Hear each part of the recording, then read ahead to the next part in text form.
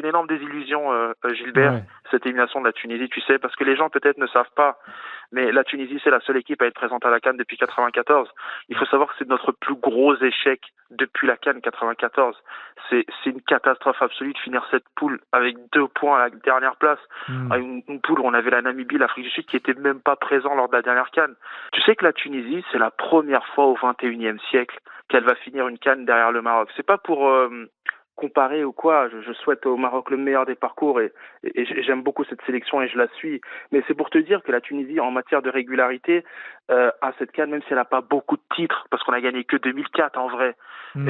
On a fait beaucoup de quarts de finale. En 2019, on fait une demi-finale avec un effectif qui est même pas supérieur à celui qu'on a actuellement.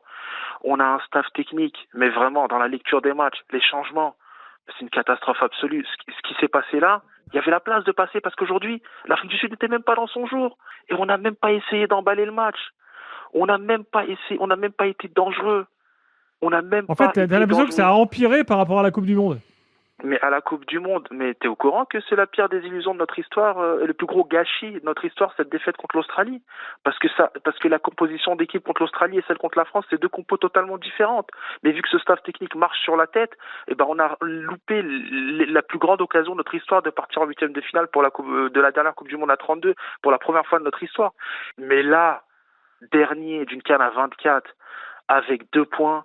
Mais depuis la catastrophe de 94, parce qu'il faut que tu saches que c'était un véritable séisme à l'époque, la CAN qu'on avait organisée, on n'avait pas passé la poule en 94, à cause des mêmes vautours. Il y en a encore qui tournent autour de l'équipe nationale et des jeunes, des sélections de jeunes. Il y a encore les dinosaures, des mecs qui étaient autour de 94 et qui Tu parles de aujourd'hui quoi là, des existent dirigeants de toujours. la Fédé?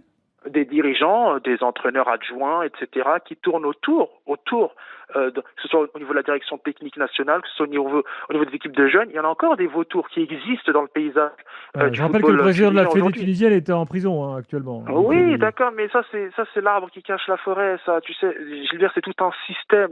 Mais de toute façon, il y aura des élections là au mois de mars, à la mi-mars, pardon, Gilbert, il y aura des hmm. élections de fédération.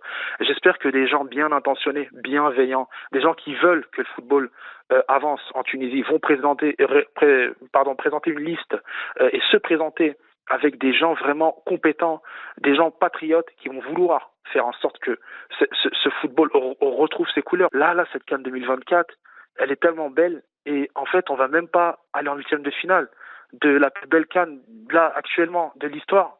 Ça fait mal.